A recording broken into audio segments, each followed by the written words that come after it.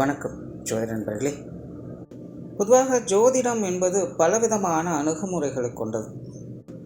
இது ஒரு கடல் மாதிரி பல விஷயங்களையும் உள்ளடக்கியதாக இருக்கும். அதனால தான் ஜோதிடத்தில் ஒவ்வொரு விஷயங்களையும் சரி, ஒவ்வொரு அமைப்புகளையும் சரி முக்கியமாக பார்க்கப்படும். அதாவது ஒரு ஜாதக கட்டம் என்பது பிறந்த தேதி மற்றும் நேர அடிப்படையில் உருவாக்கக்கூடியது. இதில் பிறந்த தேதி அப்படிங்கிறது நம்மளுடைய ஜென்ம ராசி, ஜென்ம நட்சத்திரத்தை சொல்லும். நேரம் அப்படிங்கிறது நம்மளுடைய ஜென்ம லக்னத்தை குறிப்பிடும். ஸோ இதை வச்சு தான் நம்ம இப்போது ஜென்ரலாக இந்த ராசி நட்சத்திர பலன்கள், இப்போது லக்ன பலன்கள் அப்படிங்கிறதையும் பார்த்துக்கிட்டு வரோம். பொதுவான வகையில் இதுதான் அதிகமாக பேசப்படுது. ஆனால் ஜோதிடத்தை பொறுத்த வரைக்கும் கிரக அமைப்புகள் தான் ரொம்ப ரொம்ப முக்கியம்.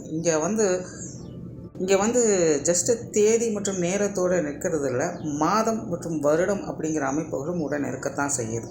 ஸோ கிரக அமைப்புகள் நாள், வாரம், மாதம், வருடம் அப்படிங்கிற அமைப்புகளில் பிரிக்கப்பட்டும் இருக்குது. அதாவது ஒவ்வொரு கிரகமும் சூரியனை சுற்றி வரக்கூடிய அந்த முழுமை பெறக்கூடிய அந்த அமைப்புகளின் படி ஒவ்வொரு கிரகங்களும் இப்படி நாளின் அடிப்படையிலும், மாதத்தின் அடிப்படையிலும், வாரங்களின் அடிப்படையிலும், வருடங்களின் அடிப்படையிலும் பிரிக்கப்பட்டு இருக்கு. பட் இதில் பிரதானமாக பொதுவான வகையில் எல்லாருக்கும் தெரிஞ்சிருக்கிற இந்த ராசி நட்சத்திர அமைப்புகள் மற்றும் இப்போதைக்கு லக்ன அமைப்புகள் அப்படிங்கிறது கூடுதலாக தெரிஞ்சுக்கிட்டு இருக்கும். அண்ட் நம்ம சேனல்லையே பார்த்தோம்னா இந்த ராசிகளுடைய பொதுவான தன்மை என்ன அப்படிங்கிறத போட்டிருக்கோம், லக்னங்களுடைய பொதுவான தன்மை என்ன அப்படிங்கிறதையும் போட்டிருக்கோம். அது தவிர ராசி மற்றும் லக்னங்களுடைய காம்பினேஷன் எப்படி இருக்கும் அப்படிங்கிறதையும் ஒரு சீரியஸாக பண்ணிக்கிட்டு இருக்கும். அது பாதி முடிஞ்சிருக்கு. அது ரொம்ப பெரிய சீரீஸ் அப்படிங்கிறதுனால டைம் கிடைக்கும் போதெல்லாம் அப்டேட் பண்ணிகிட்ருக்கோம். பட் அதை கம்ப்ளீட் பண்ணிவிடுவோம்.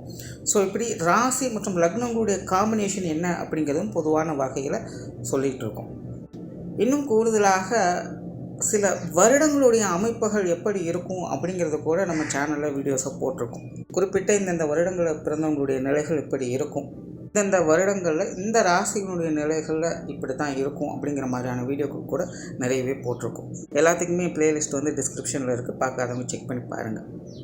அந்த வரிசையில் இனி மாதங்களுடைய அமைப்புகள் எப்படி அப்படிங்கிறத பற்றி தான் பார்க்க போகிறோம். பொதுவாக இந்த ஜோதிடத்தை பொறுத்த வரைக்கும் மாதம் அப்படிங்கிறது ரொம்ப ரொம்ப முக்கியம். பட் அது பெரிதாக யாரும் கண்டுகொள்றதில்லை. ஏன் அப்படின்னா, மாதம் அப்படிங்கிறது சூரியனுடைய அமைப்பை வச்சு சொல்லக்கூடியது. இங்கே சூரியன் தான் எல்லாத்துக்குமே பிரதானம். சூரியனை மையமாக வச்சு தான் எல்லா கிரகங்களுமே இங்கே சுற்றி வந்துக்கிட்டு இருக்குது. அப்போ இந்த சூரியன் பாயிண்ட் பண்ணக்கூடிய இந்த மாதம் அப்படிங்கிறது ரொம்ப ரொம்ப முக்கியமானது. அப்படி இந்தந்த மாதங்களில் பிறந்தவங்களுடைய வாழ்க்கை நிலை பொதுவான வகையில் இப்படித்தான் இருக்கும் அப்படிங்கிறதும் ஒரு பொதுவான கருத்துக்கள் இருக்குது. அது என்னென்ன அப்படிங்கிறத பற்றி தான் இந்த பதிவுகளை நம்ம பார்க்க போகிறோம். பட் மாதம் அப்படின்னு வரும்பொழுது எனக்கு சில கன்ஃபியூஷன்ஸ் இருக்குது. என்னென்னா, பெரும்பாலான மக்களுக்கு தெரிஞ்சது ஆங்கில மாதம் தான். பட் ஜோதிடம் பிரதானமாக செயல்படுறது இந்த தமிழ் மாதங்களை வச்சு தான்.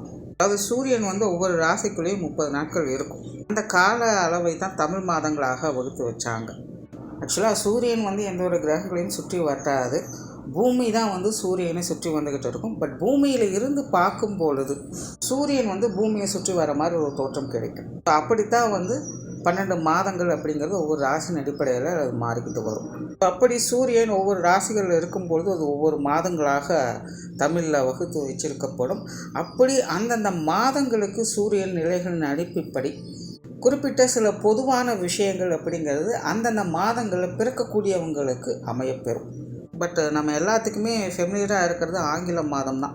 இன்னும் நிறைய பேருக்கு தமிழ் மாதங்களுடைய பெயர்கள் கூட என்ன அப்படிங்கிறது தெரியாது. அதுதான் நிதர்சனம். தமிழ் மாதத்துக்கும் ஆங்கில மாதத்திற்கும் கிட்டத்தட்ட 15 நாட்கள் வித்தியாசம் இருக்கும். பட் எல்லாத்துக்கும் ஃபெமிலியராக இருக்கிறது ஆங்கில மாதம் அப்படிங்கிறதுனால இந்த மாத பதிவுகளை 2ஆக பிரித்து போடுவேன். அதாவது ஒவ்வொரு மாதத்திற்குமே 2 பதிவுகள் வரும்.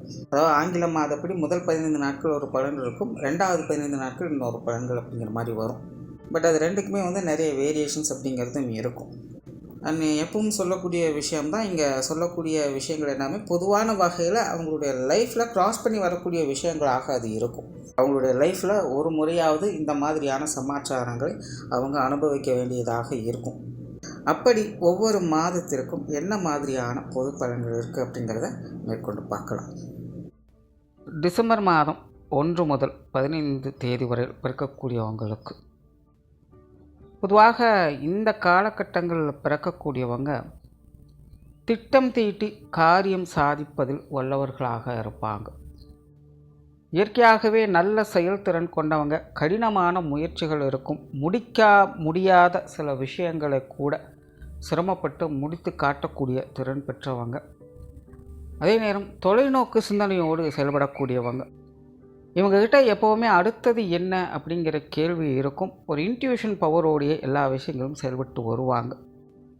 அதே போல் எந்த ஒரு காரியமானாலும் அதில் தனக்கான லாபம் என்ன அப்படின்னு பார்த்த பிறகு தான் காரியத்திலே இறங்குவாங்க. எடுத்த காரியத்தை முடித்து காட்டக்கூடிய புத்திசாலித்தனம் மிக்கவங்க. இன்னும் கிளியராக சொல்லப்போனால் இவங்கெல்லாம் தொழில் சார்ந்த விஷயங்கள் மற்றும் பொருளாதார ரீதியான விஷயங்களில் வித்தகர்களாக இருப்பாங்க. நுணுக்கமான வேலைப்பாட்டு திறன் இவங்ககிட்ட இருக்கும். ஒரு விஷயத்தை மற்றவங்ககிட்ட எப்படி கொண்டு போய் சேர்க்கறது அல்லது மற்றவங்களை எப்படி அட்ராக்ட் பண்ணுறது, இந்த மாதிரியான விஷயங்கள் கைத்தேர்ந்தவங்களாக இருப்பாங்க. என்னதான் இவங்களுக்கு லாப நோக்கத்தோடு ஆதாய இன்னொக்கத்தோடு வேலை செய்யக்கூடிய திறன் இருந்தாலும் கூட சுயநலம் அப்படிங்கிறது அவங்களுக்கு கிடையாது. இவங்க பெரும்பாலும் மற்றவங்களுக்காகவே செயல்படுவாங்க. இன்னும் சொல்லப்போனால் மற்றவங்க மனமறிந்து செயல்படக்கூடிய தன்மை இவங்களுக்கு இருக்கும். சுய ஜாதகத்தில் கிரக அமைப்புகள் சாதகமாக இருக்கும் பட்சத்தில் இவங்க சுற்று வட்டாரத்தில் மதிப்பு மரியாதை மிக்க செல்வாக்கு மிக்க ஒரு வாழ்க்கையை வாழ முடியும். நல்ல தொழில், வேலை, ஆடம்பரமான வீடு, வாகனம், பொருளாதார நிலைகளில் நல்ல வளர்ச்சி போன்ற அனைத்துமே இவங்களுக்கு இயல்பாகவே கிடைக்கப்பெறும். ஏன்னா இயற்கையாகவே இவங்க இது சார்ந்த விஷயங்களில் ரொம்பவுமே சாமர்த்தியமான நபர்கள். இவங்களுக்கு நிகர் இவங்க தான் அப்படின்னு சொல்லக்கூடிய நிலைகளில் இவங்க இருப்பாங்க. அதனால் இவங்களுக்கு சுய ஜாதக ரீதியாக கிரகங்கள் சாதகமாக இருக்கும் பட்சத்தில் இவை அனைத்துமே ஊர் மெச்சக்கூடிய வகையில் இவங்களுக்கு அமையும். ஒருவேளை சுய ஜாதகத்தில் கிரகங்கள் சாதகமாக இல்லாத பட்சத்தில் இது எல்லாமே தேவைக்கேற்ப அமையும். அதே நேரம் இது சார்ந்த விஷயங்களில் கொஞ்சம் கான்ட்ரவர்சிஸும் இருக்கும்.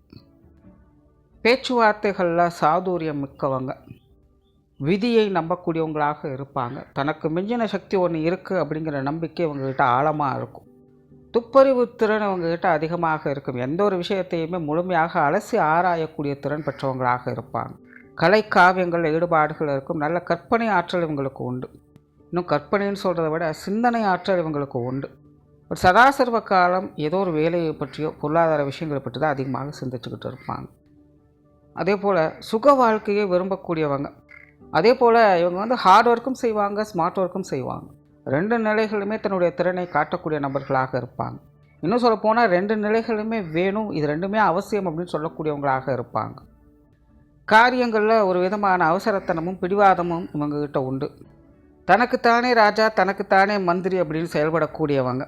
இவங்க அவ்வளோ சீக்கிரம் யாருடைய பேச்சுக்கும் கட்டுப்படாதவங்க. ஈகோ கொஞ்சம் அதிகமாகவே இவங்ககிட்ட வேலை செய்யும். முடிஞ்ச அளவுக்கு இவங்க யார்கிட்டையுமே விரோதம் பண்ணி கொள்ளாமல் இருப்பது நல்லது.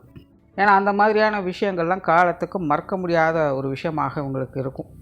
காதல் சம்பந்தப்பட்ட விஷயங்களில் அலாதியான பிரியமுடையவங்க. அதே போல் இந்த பிரயாணம் சம்பந்தப்பட்ட விஷயங்களையும் பிரியமுடையவங்க.